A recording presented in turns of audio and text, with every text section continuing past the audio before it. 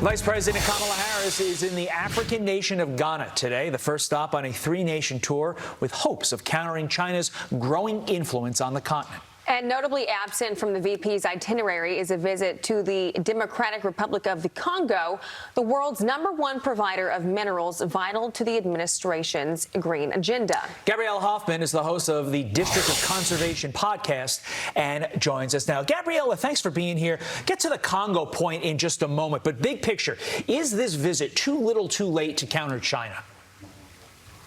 Good morning, Todd and Ashley. Thank you so much for having me on.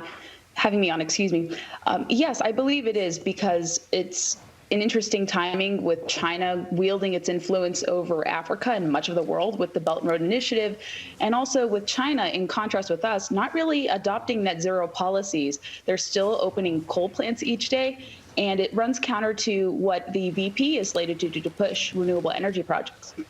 I mean, there is a huge push by this administration. The Secretary of State was first to visit, and then Jill Biden went to visit, now Kamala Harris, and then President Biden is saying that he is going to visit later this year. So what do you think the actual goal of this is? Because, like I said, it is a really big push. Is it just to deepen their relationship, or is it something more? It's an interesting kind of quandary that the United States finds itself in with trying to establish relationships in Africa, but China's growing influence is not an accident. They've been very active in the region, and they certainly want to be available to African countries like the three that the vice president is visiting. But like I'd mentioned earlier, the United States with its push for net zero, and I hope the vice president doesn't push electric buses. That concerns me greatly because that's her favorite clean energy project. Because China is, like I said, they're still not phasing away coal, oil, and gas. And in Africa, there was recently a report from the Associated Press that said that the continent suffering electricity shortages, and the United States and other Western nations have pumped $8.5 billion to help them transition. And so China is not arguing that message, but we are. And so there's kind of this kind of twin problem that we have, and China is appealing to them, and I'm not sure the vice president is able to counter them.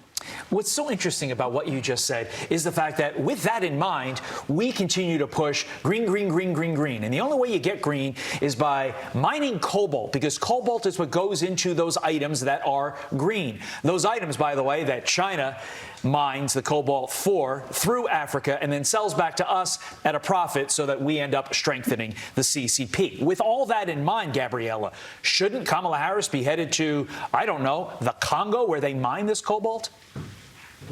You would think that'd be on her itinerary, but she chose Ghana, interestingly enough, before I answer the Congo component. Ghana last year almost collapsed.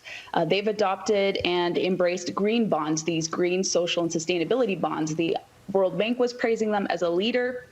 And at the height of last summer, Ghana almost collapsed due to protests felt from high inflation, more exorbitant costs being felt by the people there. And so ESG bonds almost collapsed Ghana. So it's interesting she chose that. But back to Congo, yes, it's home to 90% of cobalt reserves. The conditions are very dire. You look at pictures, you can't help but shrug at looking at the ghastly environmental conditions, working conditions, child labor that is used. They're only paid $2.50 if they're lucky an hour.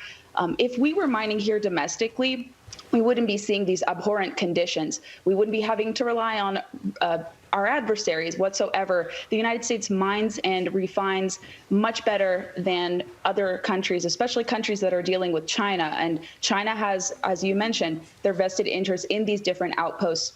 And it's going to be extremely expensive and extremely problematic to have to rely on countries like the Congo, which you should have visited and pointed out the problems with the conditions there, then rather than sourcing here. But net zero policies are very impossible to implement. They have a lot of trade-offs, a lot of kind of hypocrisies with respect to environmental input and much more. So her not highlighting Cuba is a big disappointment, but it's to be expected.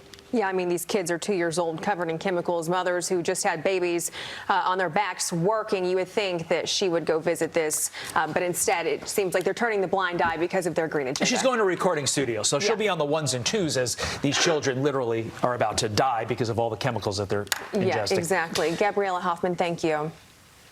Thank you so much, Todd and Ashley. You're welcome.